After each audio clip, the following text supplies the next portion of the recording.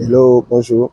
Alors, je suis sur un chantier. Nous sommes en train de faire la réfection d'une maison. Aujourd'hui, je vais vous parler un peu des wahala qui peuvent arriver au niveau des clôtures. Je vais prendre l'exemple d'une clôture type qui est en face au fait du chantier que nous sommes en train de gérer. Je vous montrerai un peu les dégâts, les wahala qui sont arrivés. Bien que la personne ait fini d'investir, il y a beaucoup de dégâts qui sont survenus sur cette clôture. Et si les choses ne sont pas parlées, ce n'est qu'une question de temps que les dégâts augmentent jusqu'à ce que peut-être la clôture puisse tomber. Donc voici, je vous présente juste la façade extérieure. Je ne vais pas rentrer dans la maison, donc nous sommes en train de faire juste la réfection. Et lorsque nous tournons juste en face, vous avez là la clôture sur laquelle je vais vous faire la présentation.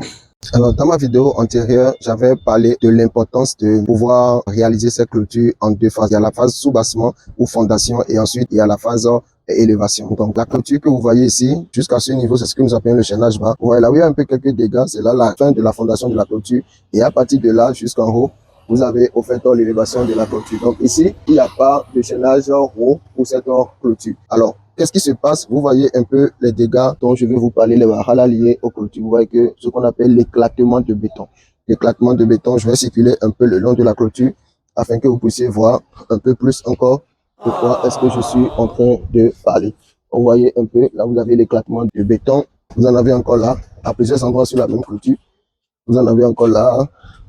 Vous en avez ici, vous en avez ici. Voilà, là c'est encore très bien visible. Vous voyez un peu.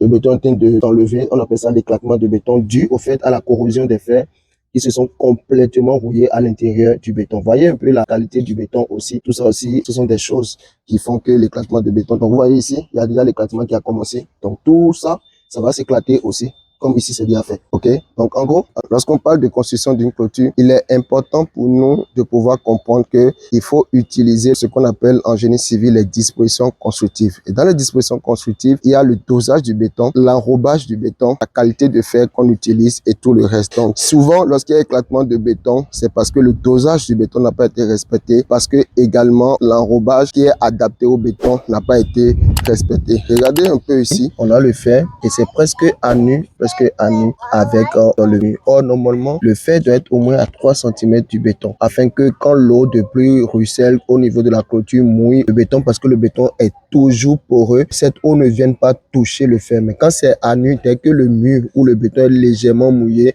le fer aussi est touché et ça fait que progressivement, le fer va commencer par s'éclater et s'éroder jusqu'à vous donner ce type de résultat. Donc voilà, il faut vraiment faire attention à cette disposition constructive lorsque on prend des ouvriers pour travailler sur nos chantiers. Nous sommes arrivés à la fin de cette vidéo. Vous êtes bien sûr sur Noah Hala House, votre partenaire accrédité pour vos projets immobiliers. À très bientôt.